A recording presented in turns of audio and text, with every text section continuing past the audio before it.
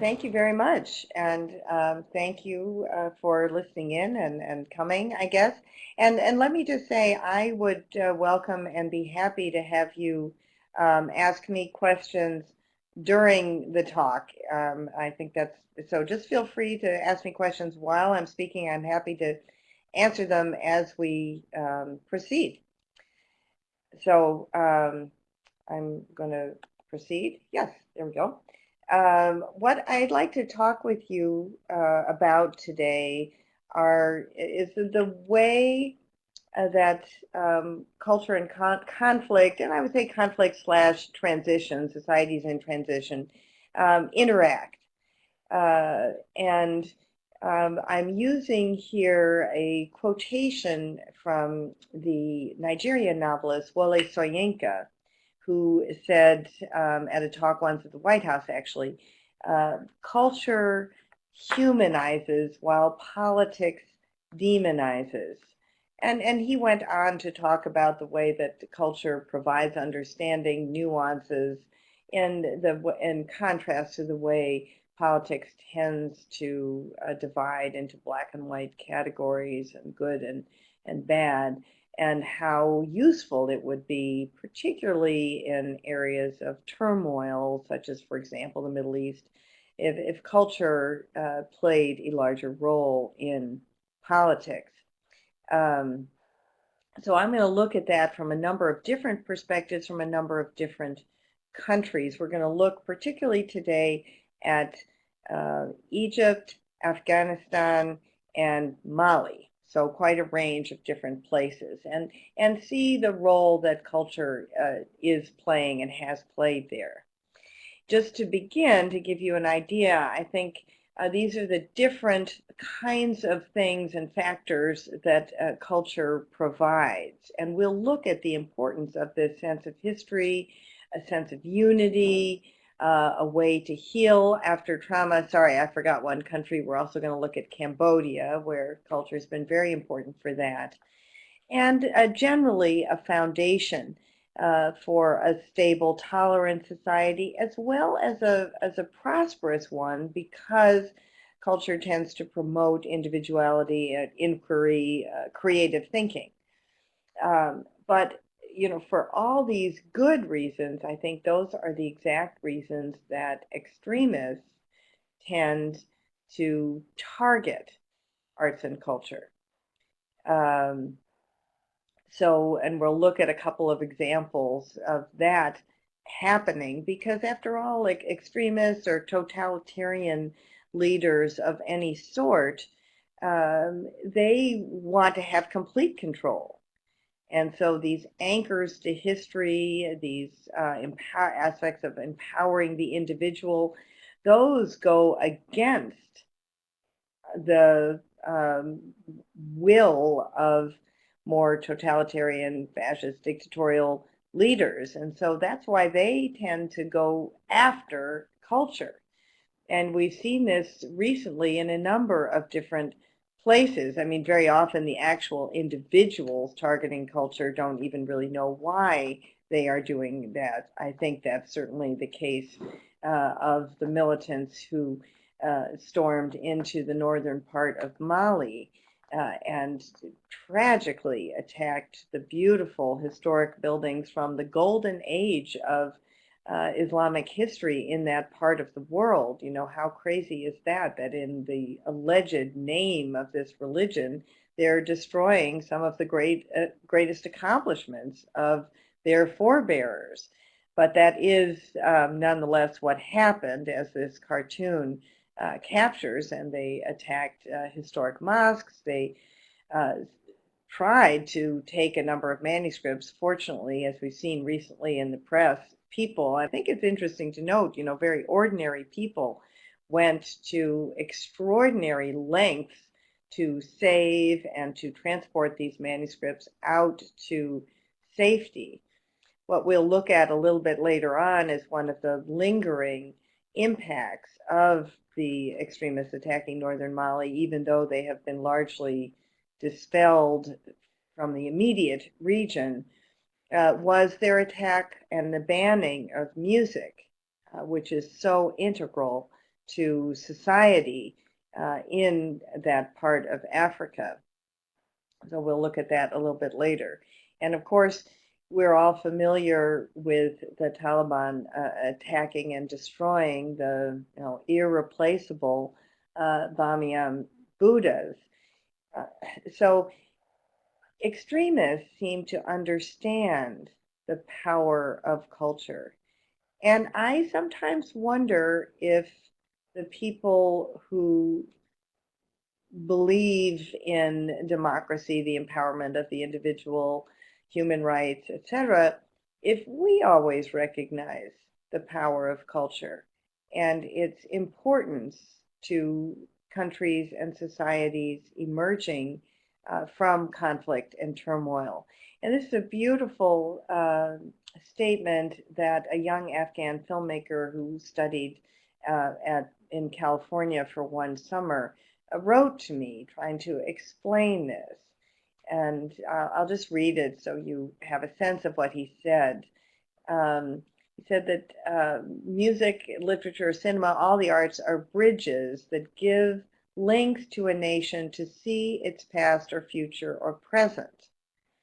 And they're the mirrors in which a nation can see itself. In our case, the case of Afghanistan, our mirror is broken. He says there's no one who wants to support us to find the pieces of the broken mirror and put them together and see the nation's history through it. Actually, the United States has been quite helpful in this regard. I think we've had very enlightened policies at the embassy for the last few years. Now we'll look at some of the things that have been done, and other countries as well.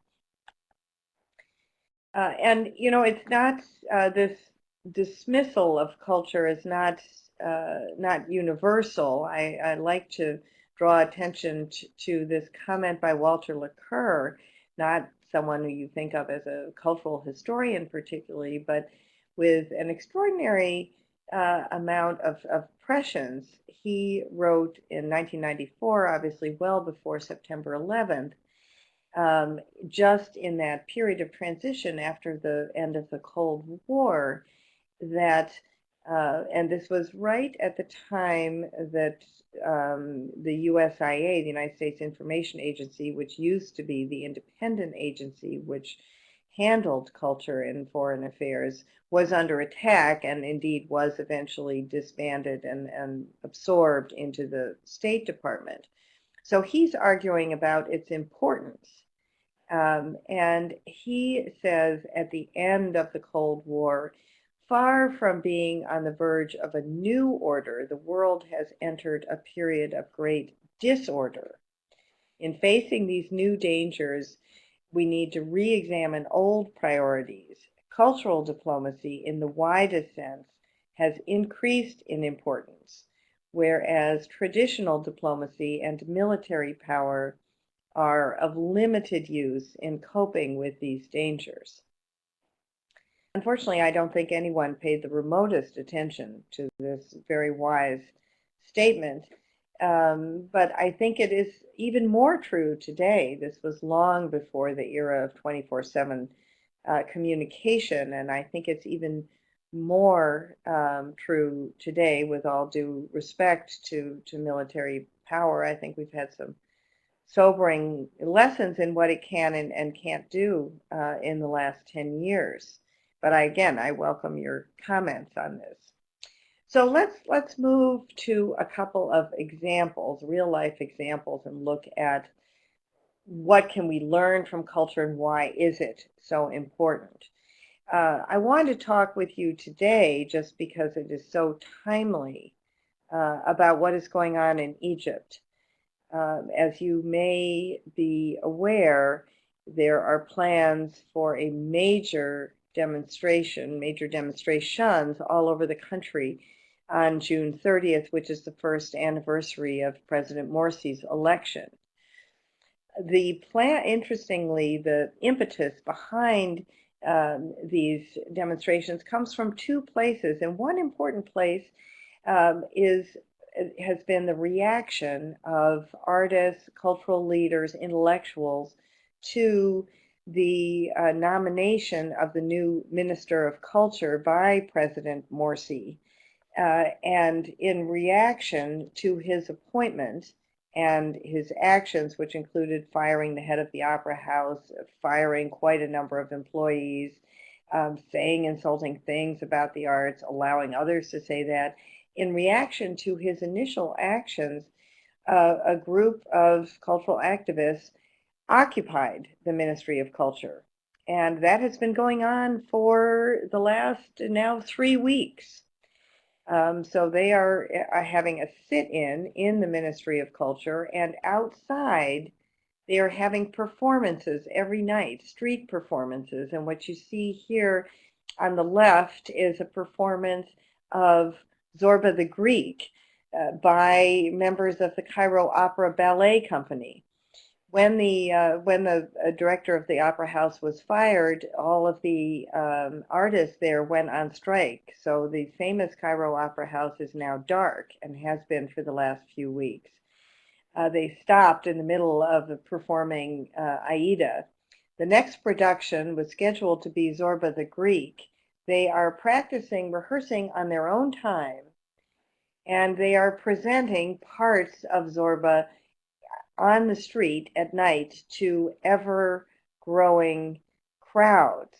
And what has happened is that what began as a relatively obscure issue, the management of the Ministry of Culture, has grown and dovetailed with the larger rebel movement, the Tamarad movement, which is behind the demonstrations that are going to take place on June 30th. And this is very much of a grassroots, youth-led effort. And what they have done is gone all over the country gathering signatures against President Morsi. You see here someone stopping someone on a motorbike, a mother and her daughter. So you see this is not just, American University in Cairo type people. This is a broad swath of society. And in fact, they say that they have gathered 15 million signatures against President Morsi, calling for early elections. So this is a case of the artists taking the lead, which is something I think that frequently happens. That artists and cultural figures tend to be the kind of tip of the iceberg, the canaries in the coal mine. They are the ones who question authority, who dissent, who hold up a mirror to society, who hold governments accountable. And in this case, you have this going on in the Ministry of Culture at the same time as this grassroots movement, which has really caught on in a way I think that is surprising even the people in the movement in Egypt. And I want to give you an example of how, we can look at this now with 2020 hindsight, how if policymakers paid more attention to what artists and cultural figures were saying, particularly in societies that are not free, such as Egypt was under Mubarak and arguably still is, then you would get a much better idea of what people are really thinking. And you would not be, as most policymakers were, completely surprised when there is large societal and political upheaval, as happened with the Egyptian revolution. So I want to look with you at a film. This is actually the most famous, most widely distributed film to come out of Egypt in the last 15 years. It is a film of a novel by their leading novelist, Ala al-Aswani, called The Yacubian Building. And the story follows the inhabitants of an apartment building in Cairo, and they represent every segment of society, from the impoverished people who live literally in tents on the roof to very wealthy people who have beautiful apartments.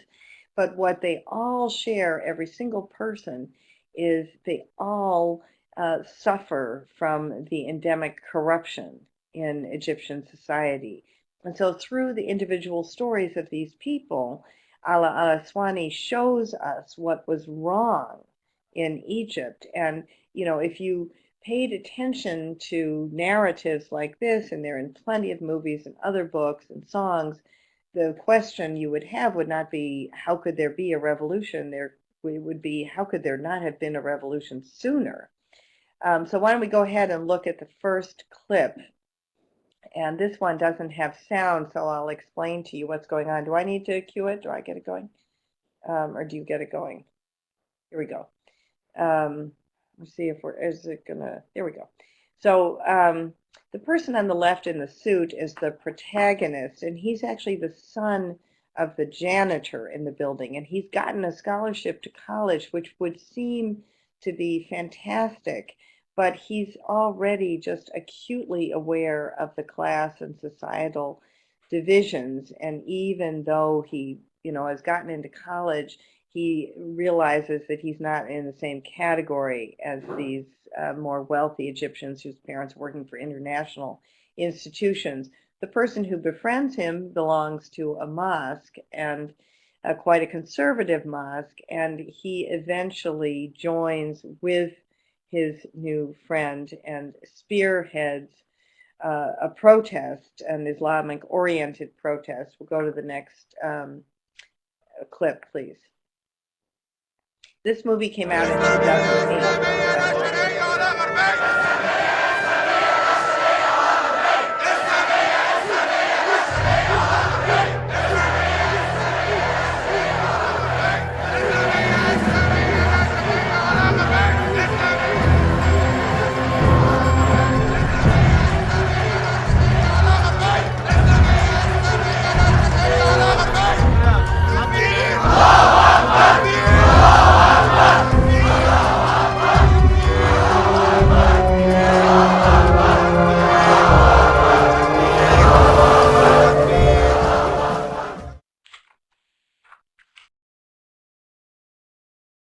So, and what eventually happens is the police, who look very familiar, and I suspect we will see them on Sunday, they pursue him, they attack the demonstrators, they pursue him, or the hero.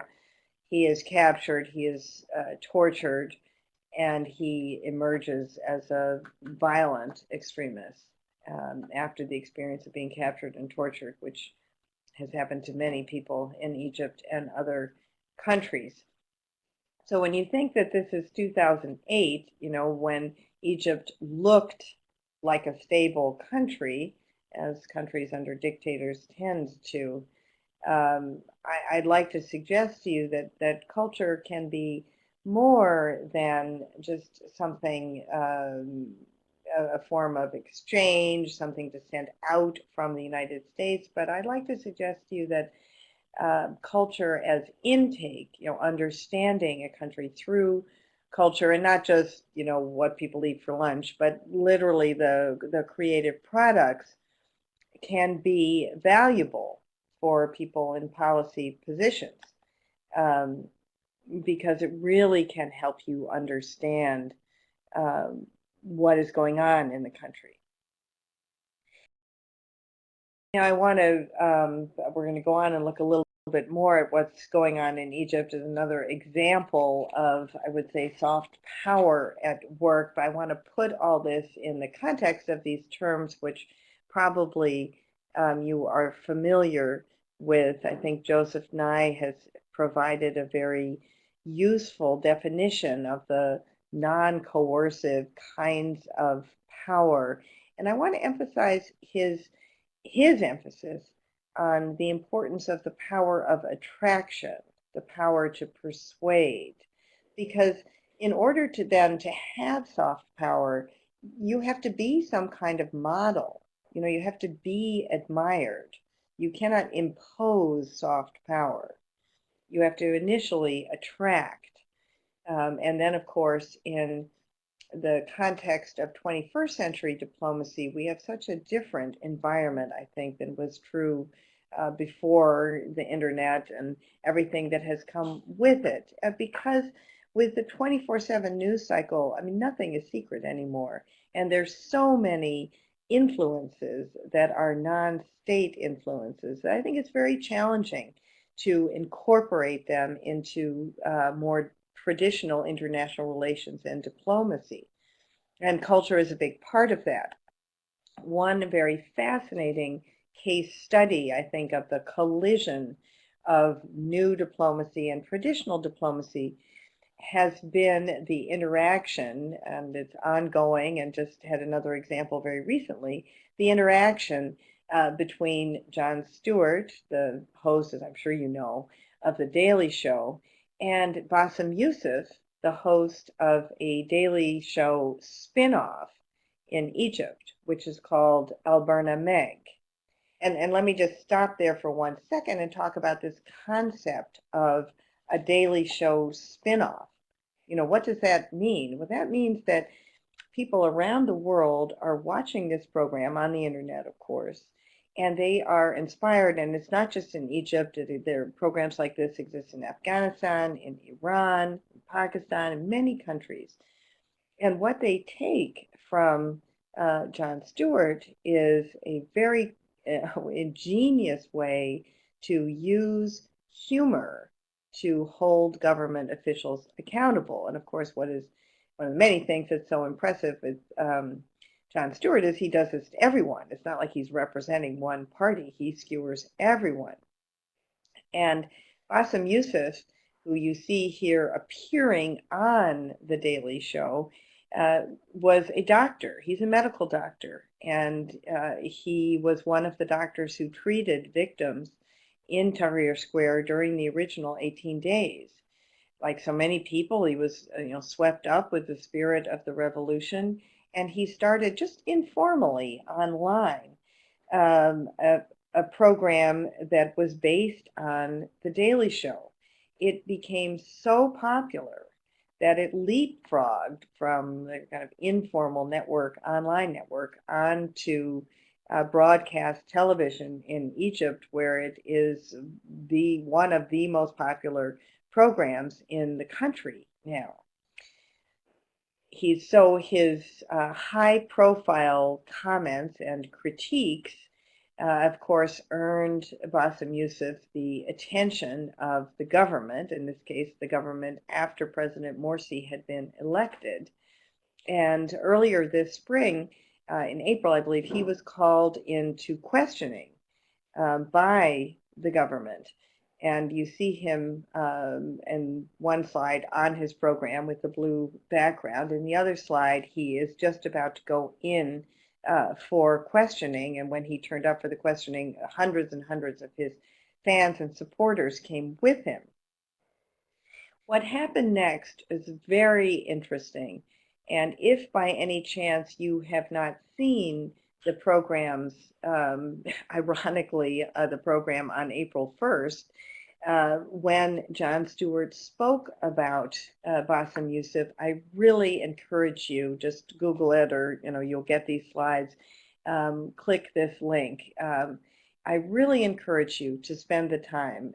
It is truly fascinating because Jon Stewart did something that is not characteristic on his program. He not only spoke in defense of Bassem Youssef in his opening monologue, but then he went back to this subject and devoted a full 15 minutes of his program to talking about the importance of freedom of speech in Egypt. And of course, he did it in his wonderful way, where he turned it on himself and said, really, President Morsi, you're the president of the country with one of the greatest civilizations of all time. Why are you worried about a television satirist? He said, we don't ever do anything. And he said, I've been doing this for 10 years and I have overthrown exactly 0. Being interviewed by Wolf Blitzer soon after he was elected, and Wolf Blitzer asks him very specifically, Mr. President, what are you going to do with your critics. What if Bassem Youssef, for example, criticizes you? And President Morsi says, oh, we are all part of the same family, and of course we will allow any kind of criticism.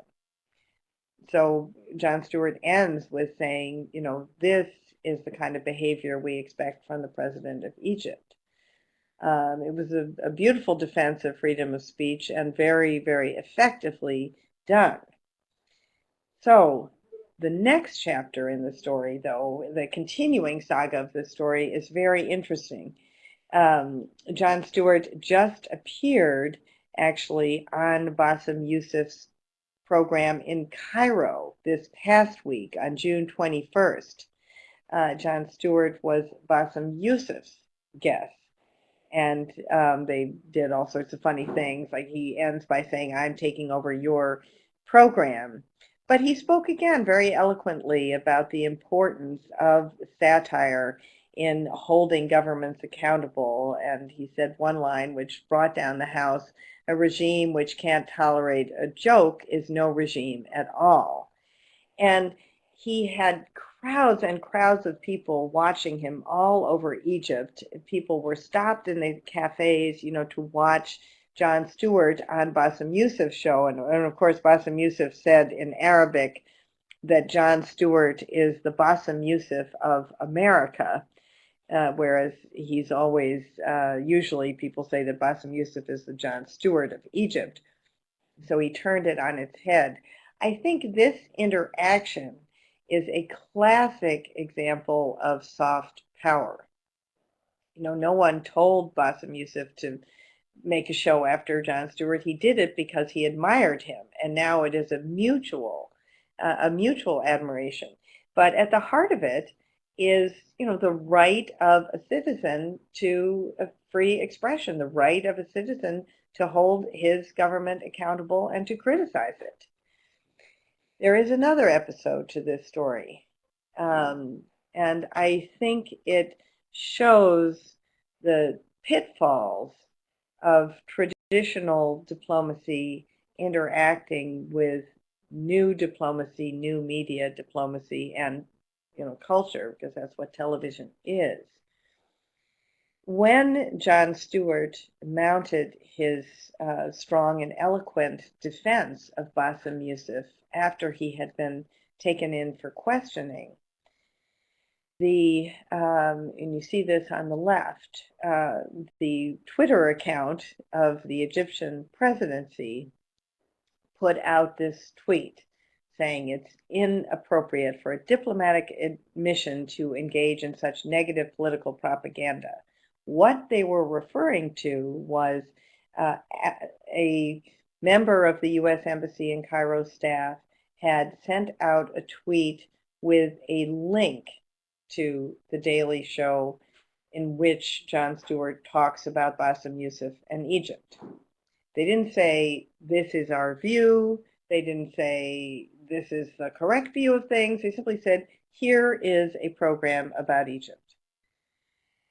Which in my view, and we can certainly talk about this, but in my view, that is totally appropriate. When you have a major U.S. television show devoting 20 minutes to a current issue in Egypt, the U.S. Embassy in Egypt should send out information about that. Well, this was the response that they got from the Egyptian presidency. So the question is, then what do you do? What should be the response of the embassy? Obviously, the Egyptian presidency was annoyed that this program that criticized the behavior of the Egyptian government for questioning Bassem Youssef was being communicated. I can't even say promoted, was being communicated by the U.S. Embassy. Well, in my view, what you do in response to this criticism is precisely nothing. Because the whole debate is about the right of citizens to criticize their government. So you do nothing. But that is not what happened. Instead, at the request of the U.S. ambassador in Egypt, Ambassador Ann Patterson, the Twitter feed was shut down.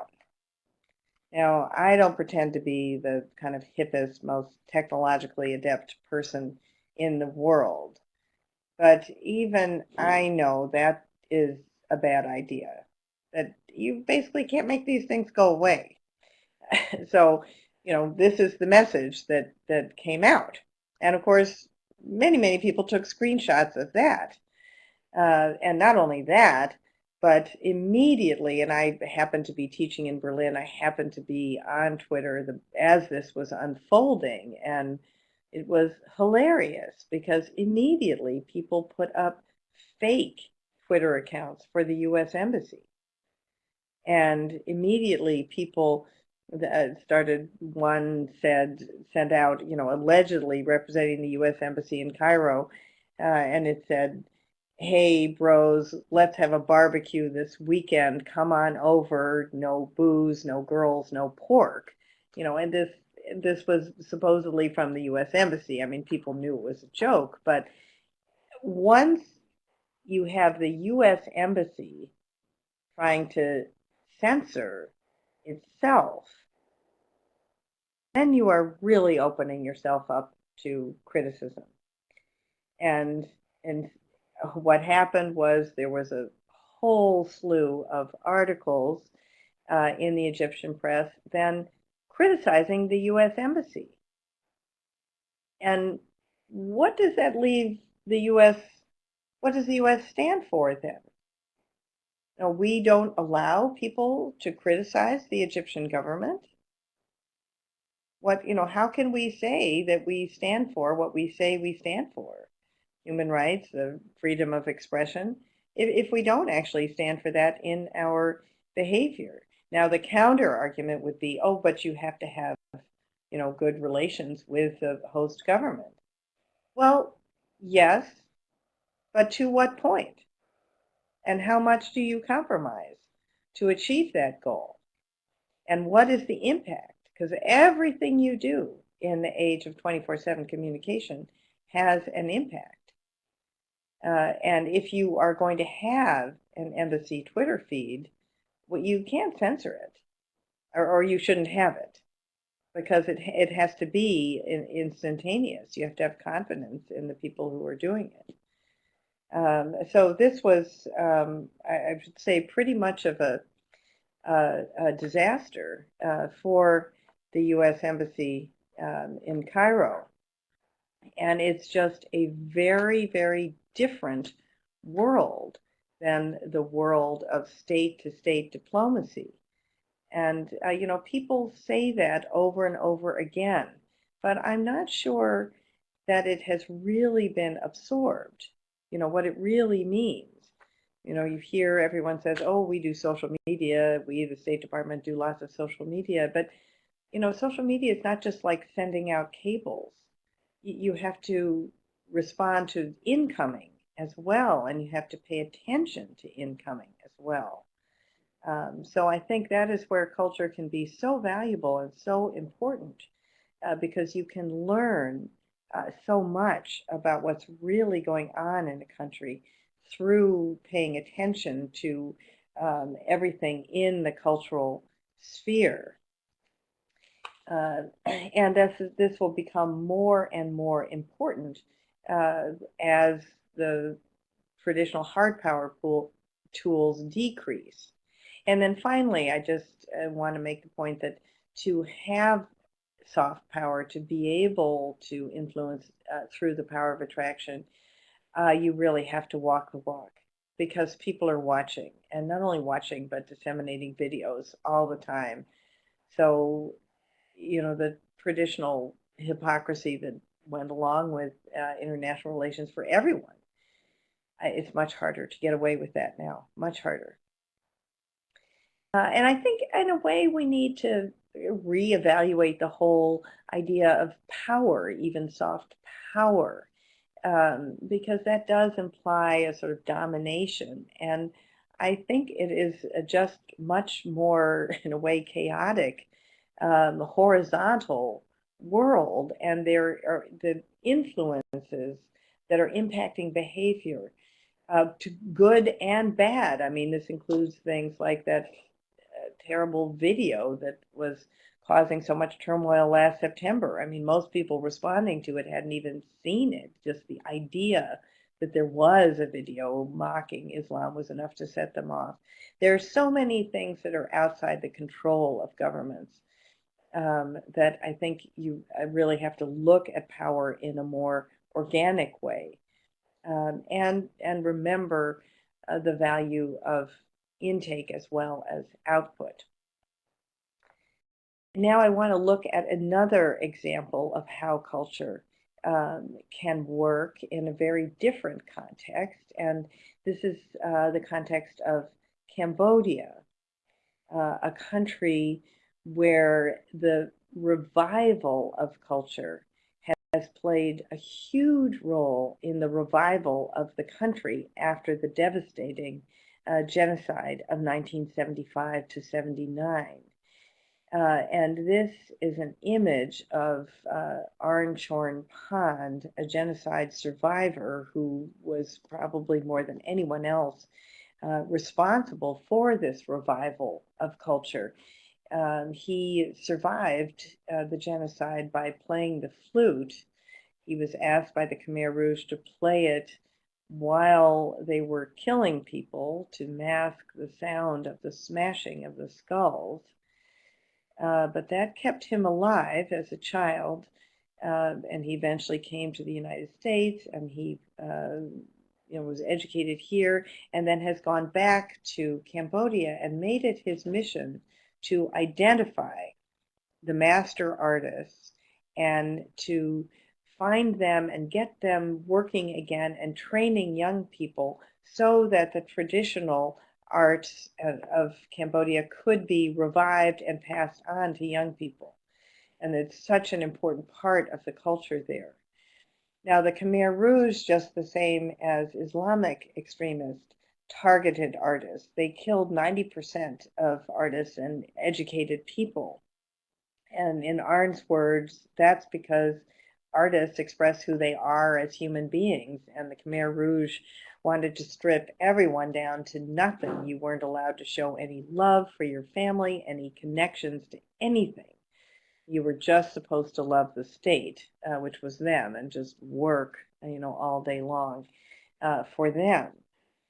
So artists presented a real threat.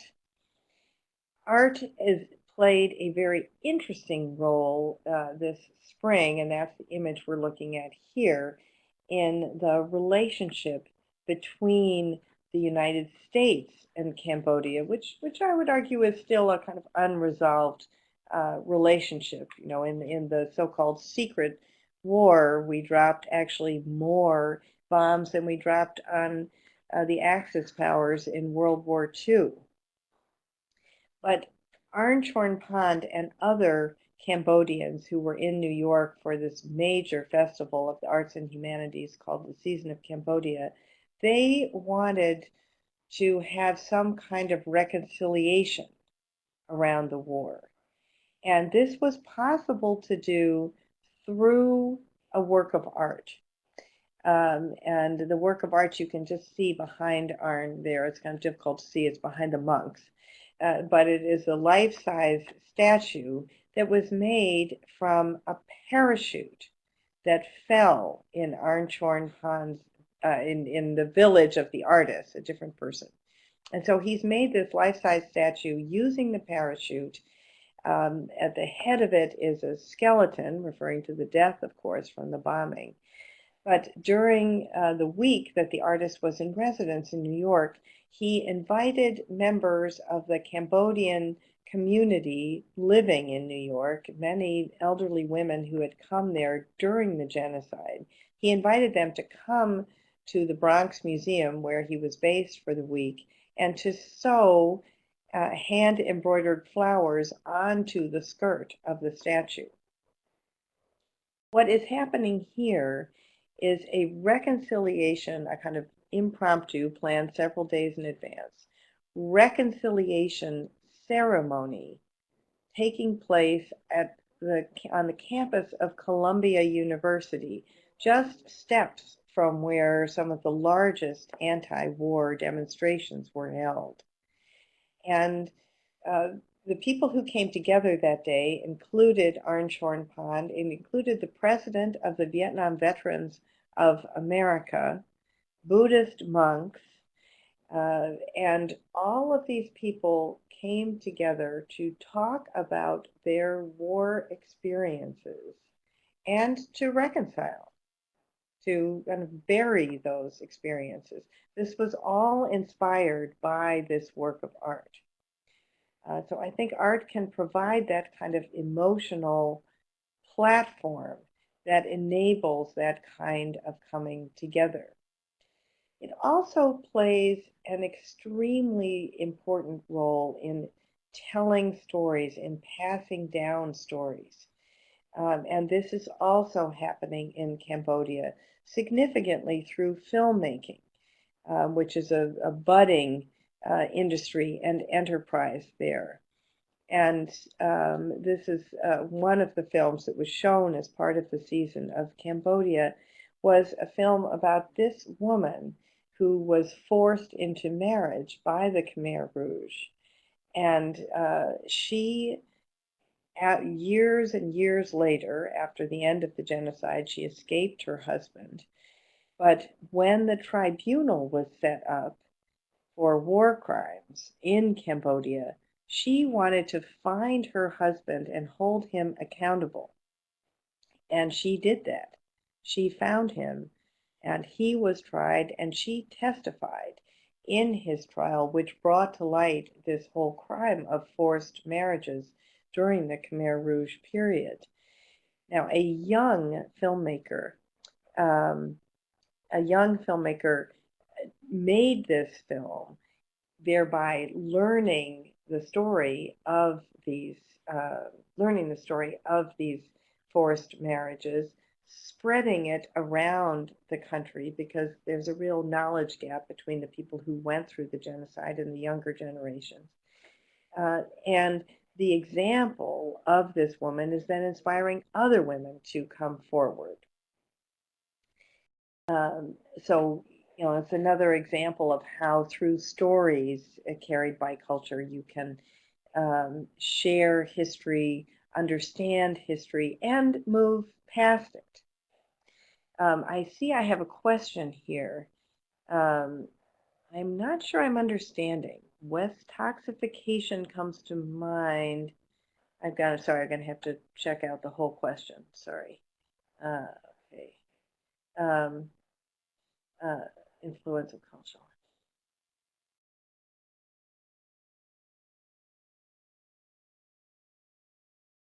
Yeah, I'm being asked about cultural imperialism. Um, you know, uh, yeah, that's so interesting. I'm glad you're asking this question. You see, um, you're asking whether American Idol spin-offs in other countries in the world are a form of cultural imperialism. I'm glad you're asking that question, because it allows me to make a point which I clearly haven't made strongly enough. That it is the opposite of cultural imperialism. And let me go on to another example to talk about that. I'm going to skip the rest of Cambodia and leap ahead in Afghanistan to talk about Afghan Idol, which is another spin-off of these kinds of competitive programs.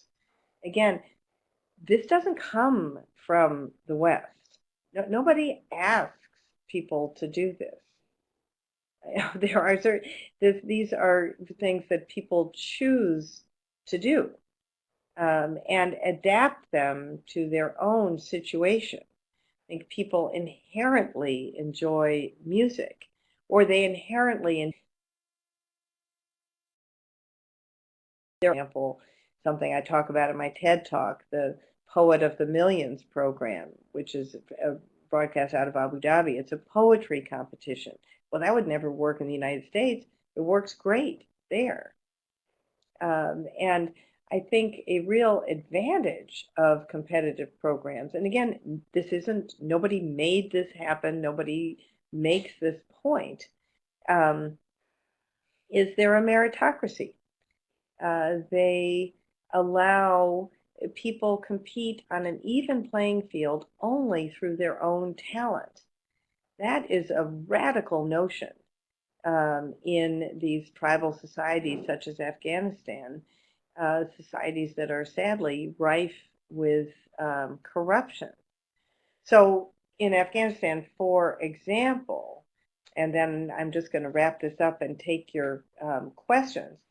You have the Afghan Idol program, Afghan Star program, where women compete, as you can see here from the slide on the left. It's one of the women finalists. The woman on the right was the host of the program for a year. That is how she dressed on the program, as she said herself, deliberately pushing the envelope so other women can follow after her. This is the tryouts, so they do just the way American Idol does. People come from, they go to all the different cities. Many thousands and thousands and thousands of people turn up. Anyone can try out. One of the real signs of positive change is more and more women are trying out.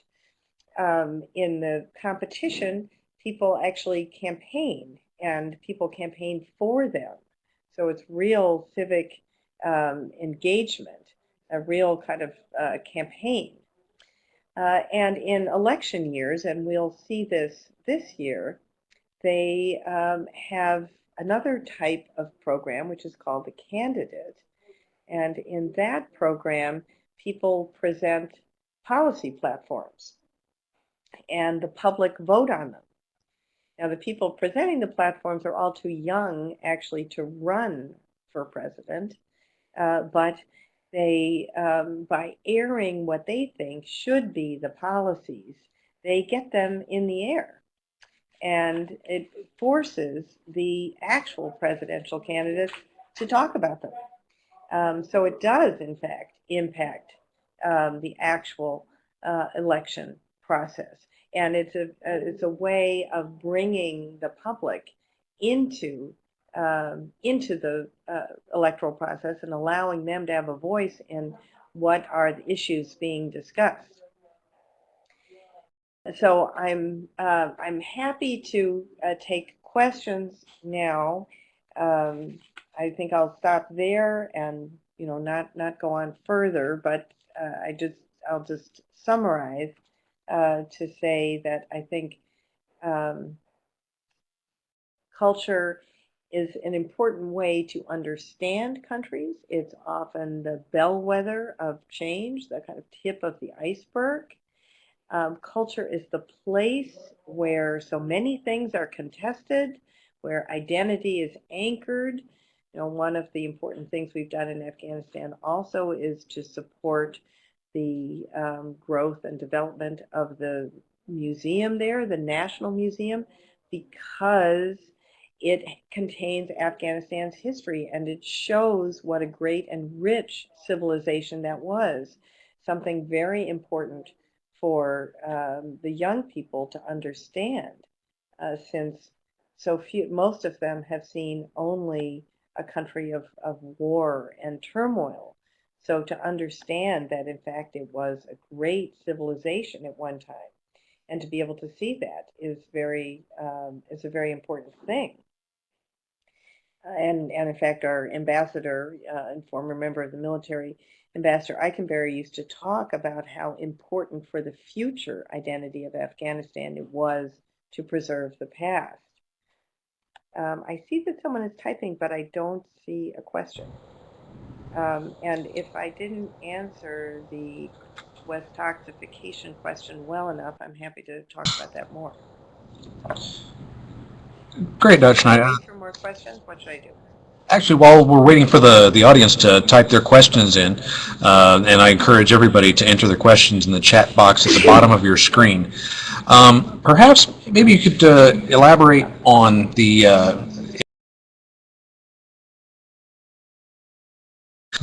venues such as the American Idol or Arab Idol and the poetry contest, how do you feel that they connect either the local versus global perceptions, or the internal versus external perceptions of culture, as it was presented as sort of this is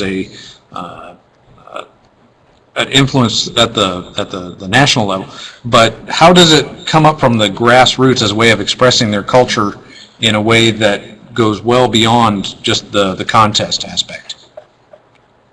Sorry if that's confusing. Well, it is kind of, but I'll answer by giving you a sense of what happens on, for example, the poetry program, and a little bit about it, what happens in Afghanistan too. But I'm going to, if you don't mind, Jay, call you out a little bit on just the contest aspect. You know, it is revolutionary in Abu Dhabi, where this program is broadcast, certainly revolutionary in Kabul, where Afghan Star is broadcast, to have, I'm going to emphasize this again, to have a meritocracy, to have people in a contest who are there not because of their family, not because of their money, but because of their own intrinsic talent. You know, not because of their tribe, but because of their own intrinsic talent. You know, I think this is something we take for granted in the United States, but nowhere else is it as much of a meritocracy, and it's debatable how much it is here. So just a contest is actually huge. Now, what happens on just the contest? For example, in the poetry contest, there are always female candidates as well, and they're voted on. The poetry contest is done by a combination of public voting by SMS and a panel of judges. In the last few years, one of the finalists has always been a woman, usually from Saudi Arabia. And these poems, these are original poems, you can't believe the poems coming out of these women. They are very radical poems about, sometimes about women's rights, sometimes about against the Hissa Hilal, quite well-known woman who won a couple of years ago, had a whole series of poems against fatwas, against what she called fake religion, trying to argue what was real Islam compared to what was fake Islam. Very radical statements. And this is coming out of a woman who was either entirely covered or wearing the niqab. So this is a very interesting thing for American audiences.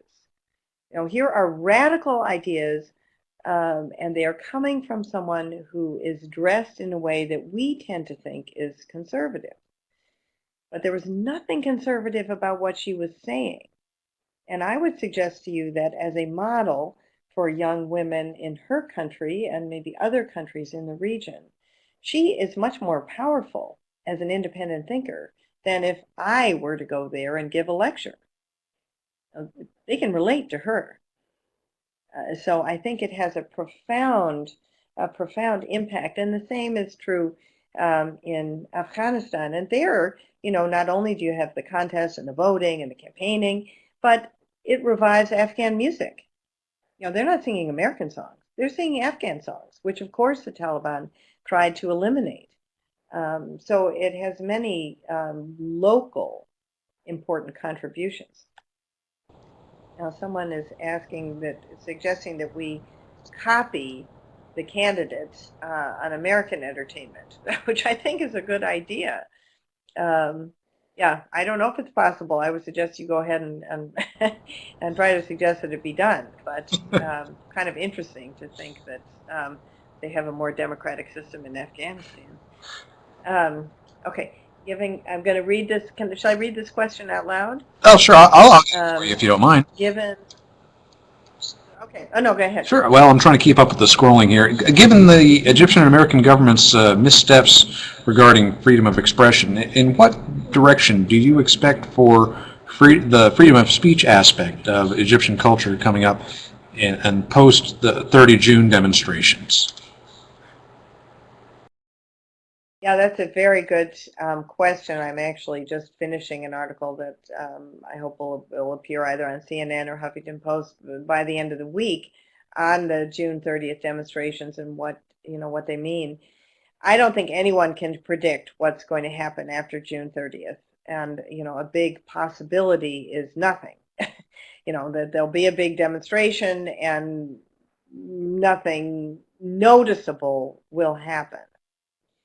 But I can still, that's a possibility, and I hope it's not violent. That's another real possibility. I hope that doesn't happen, but in some of the smaller demonstrations in the lead up, thugs, as happened just yesterday in Alexandria, thugs, these people who don't wear any uniforms but who just arrive and attack people, attacked demonstrators outside a theater in Alexandria. So I hope that's not a taste of what is to come.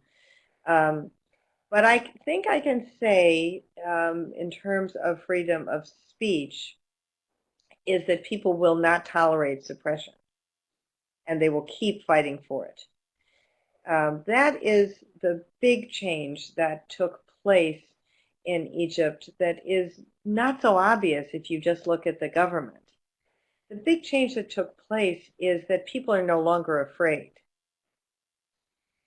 They were always afraid under Mubarak, and that was the huge thing of the 18 days. Is that's why there was so much talk about dignity, because people confronted the humiliation of living in fear, which is what they had been doing. And even though life in Egypt is much more difficult now, actually economically much more difficult, and so many of the structures of society have really broken down. The police just don't seem to work anymore, so crime is on the rise. People are in desperate financial straits, but they also have changed in a way that they're not going back. And they are no longer afraid, and that is why they are taking to the streets against Morsi, because so many people also who voted for him, and there are many polls that indicate this. Zogby has a good poll that came out recently, that Morsi's support has just plummeted, and people just do not want another form of dictator. What they don't have yet is the political organization and a coherent opposition to take over the country. But, what country does after 2 years of a revolution? These things take a while. So I think what I can expect for the freedom of speech aspect of Egyptian culture, as you asked, is people will keep fighting for it, and not just artists and cultural figures. Egyptian people tasted what it was meant to be free, and what it meant to control their own destiny. And they are not going to give that up. Wonderful. Just one question, one more question as we wait for another question too in the chat box. The popularity of these entertainment style expressions and the seemingly unstoppable social media expressions. Do you see them as the groundswell of the movement, or do you see one feeding the other, or spreading one to the other?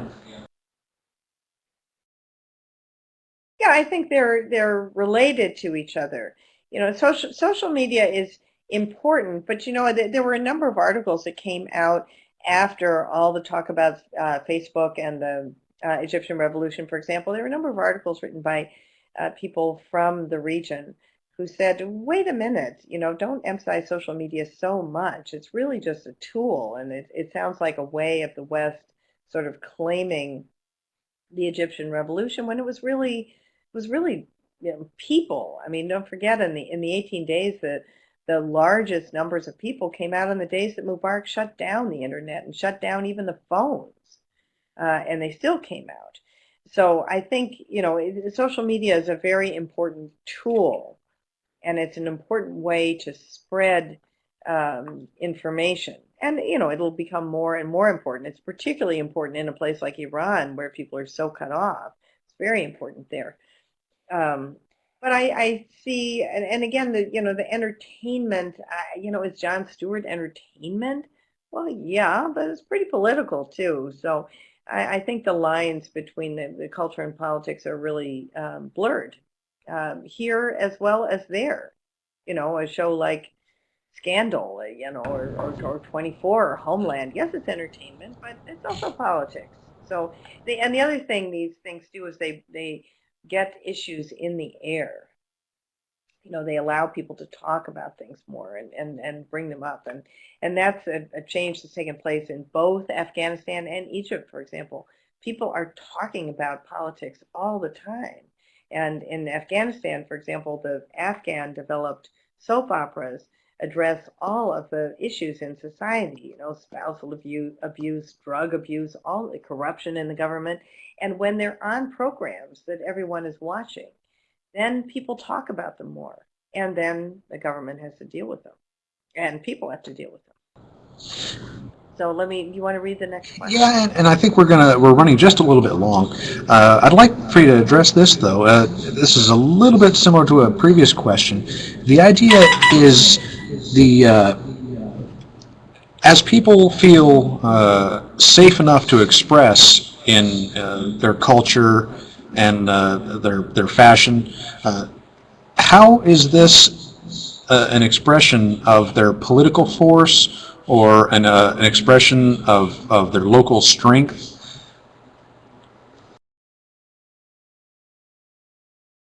I'm I'm not sure I'm totally understanding that. Well, I, I mean, the expression is an expression of their political force. I'm I'm sorry. I'm not sure I totally understand the sense of the Maybe it's question. more of a matter of uh, being allowed to express things that had been previously radical, or in a venue like the Daily Show, or the Arab Idol, where they're expressing what would be radical points of view.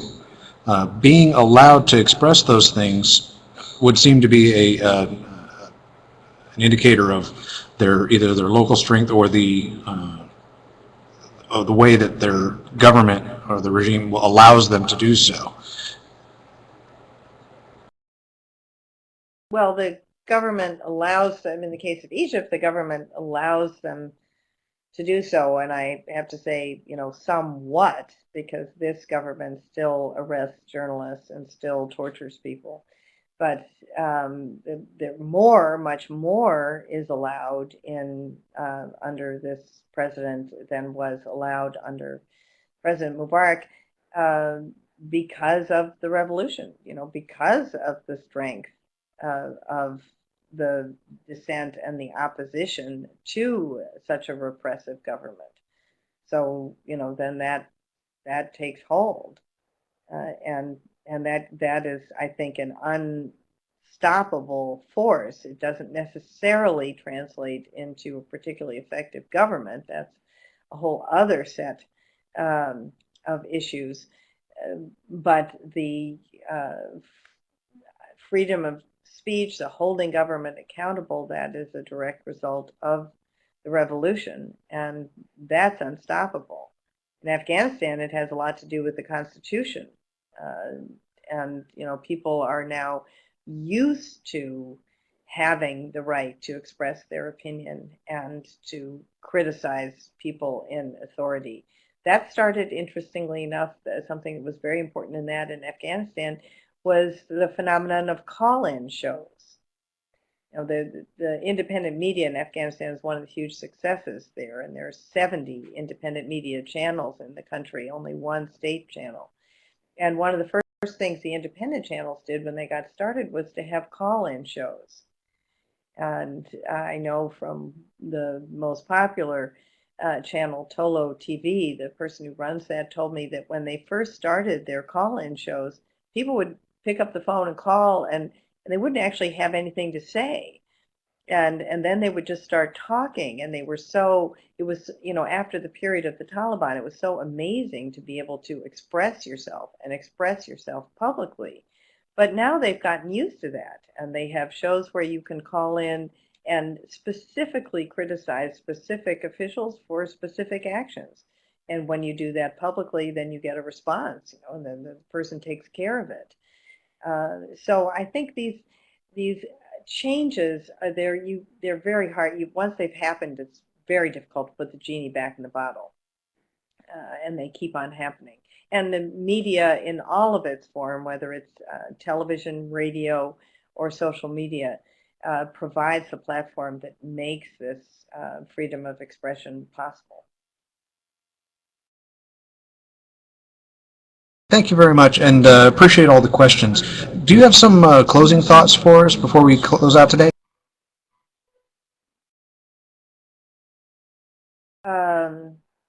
I guess I would say, just in response to the questions, um, keep always look at how things are happening in the context of the particular place.